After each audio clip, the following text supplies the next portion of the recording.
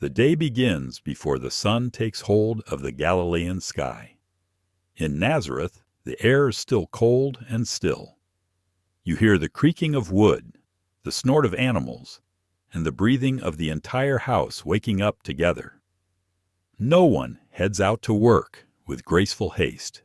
First comes basic survival: a handful of flour, rationed water, a small fire, low smoke.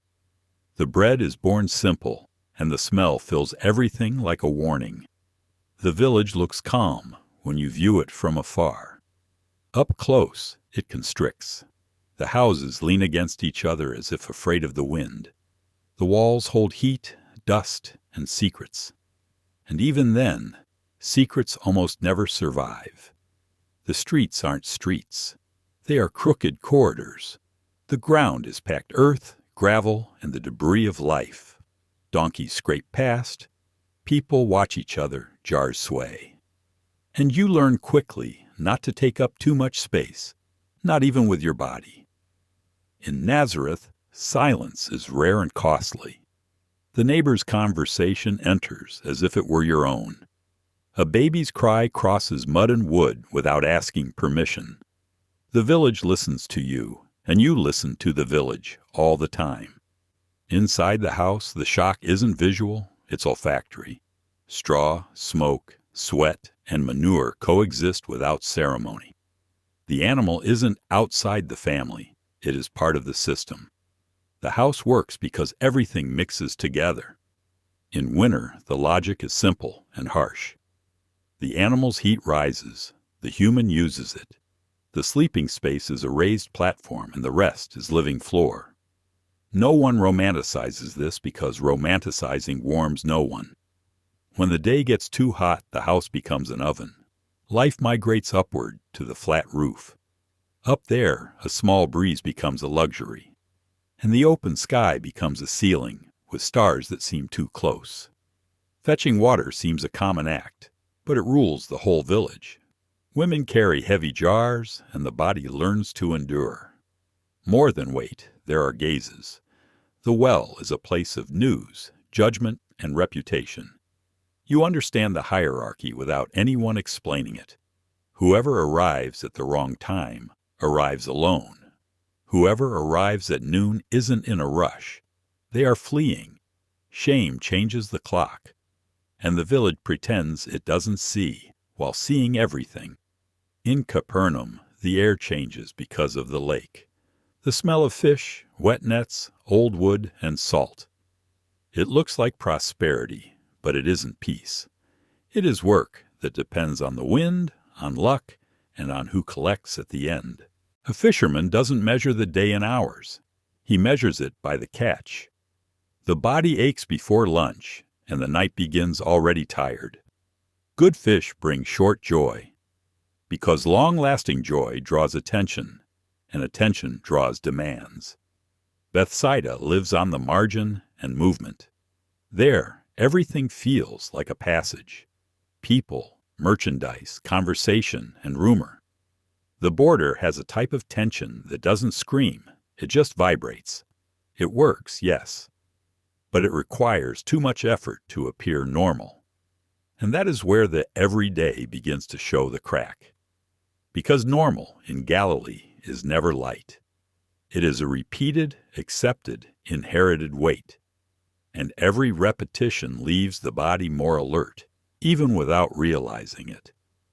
The first crack is economic and silent. You work, but you don't decide the fate of your work. In Capernaum, the fish passes through hands that didn't catch it. And man learns to smile while losing, so as not to make it worse. Rome doesn't always need to appear in armor to rule. Sometimes a table, a coin, and a local authority are enough. The confrontation is daily, without speeches. No one explodes. No one collapses. Everyone just gets tired and carries on. There is a humiliation that cuts inside because it is public. A soldier can stop you and order you to carry a load. It isn't a request. It's the law. You obey in front of everyone. The village registers your submission as part of the landscape. and this changes phrases that seem soft in another time. Going the extra mile isn't a pretty metaphor. It is a response to repeated abuse. It is an attempt to regain control without a sword. Cruel irony. Freedom begins where obligation ends. The second crack is social, and it enters through the door. In a small village, reputation is sustenance. A suspicion dries up friendships like sun on mud. The right woman at the right time avoids a silent war, and whoever misses the timing pays with isolation. The third crack is ritual, and it defines who touches whom. Purity isn't hygiene, it is belonging. A wrong touch can remove you from the community for days. The fear of the impure creates distance between bodies, and compassion needs to cross invisible rules. Nazareth seems simple, but it has constant surveillance. You don't live alone. You live observed by sound and sight. The clan knows when you are late, when you fight, when you are absent. Freedom there is small and too expensive. On the edge of the lake, nature rules. But it isn't neutral. A night of bad wind can turn into real hunger. The fisherman's body becomes a calendar of pain. And when the day fails, faith isn't an idea. It is a direct plea. Maintaining the day consumes the day. Mending nets, fetching water, grinding grain, cleaning, carrying, patching. Nothing is automatic, nothing is easy. There is no free time as we imagine it. Leisure is surviving without new pain. Money, when it appears, doesn't rest in the pocket. It evaporates in tribute, trade, minimal purchases, improvised medicine. The basics are fragile. And when the basics are fragile, any visit becomes a crisis. Any illness becomes a threat. Any rain becomes a problem. Night arrives and changes the world without drama, only with a cut. Light costs oil, and oil is food. So the village goes dark early. The ancient dark is absolute. It isn't a mood. It is a physical limit for the body and for courage. Doors close, and the sensation is of consented imprisonment. Outside the walls, being late becomes a sentence. Inside, sleep isn't tranquility. It is strategy. You learn to listen to what shouldn't exist. And sometimes, the sound is scraping on the wall. A thief doesn't need to break down good wood. He digs through dry mud with patience. Fear isn't a scream. It is a weight. And waiting wears you down more than the attack. It works, yes. But the system demands attention the whole time. Nothing explodes at once. Nothing collapses in a spectacle. Everything just tires, day after day, generation after generation. The world sustains itself because everyone believes that tomorrow will work out. And that belief is fragile, but it is what keeps the village standing. Now go back to the beginning and perceive the thesis behind everything. Faith is born where routine squeezes without asking permission. It isn't a pretty stage. It is hard ground. The message grows because life charges a high price, and someone needs to speak sense. Nazareth gives the social weight, the compressed life, the watched reputation. Capernaum gives the economic weight, the flow, the demands, and the coin. Bethsaida gives the geographic weight, the margin, the instability, and the border tension. 3 villages, 1 continuous pressure. And suddenly you understand why certain choices happen. Capernaum becomes a base because it has movement, people, routes, and reach. But a base isn't comfort, it is exposure. Whoever speaks there faces the gears up close.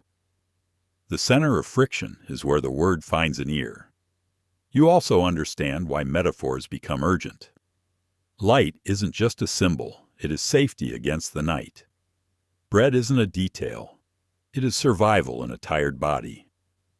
The way isn't poetry, it is the risk of delay, hunger, and humiliation. Everything becomes heavier and more real. What seemed like ancient history starts to look like living people. The village had no privacy, but it had community. It had no comfort, but it had custom. It had no easy promise, but it had an imagined tomorrow. And this explains why the heart responded quickly when someone spoke differently. In the end, Galilee isn't a clean painting scenery. It is noise, dust, salt, fatigue, and contained fear. And yet, it is there that hope is born, crossing centuries. Perhaps because hope doesn't need marble, it needs soil. And now, when you imagine Nazareth at dawn, think of the invisible cost of normal. The bread that smokes, the jar that weighs, the net that tears, the night that imprisons. The question sits quietly. What today seems normal and is already wearing you down?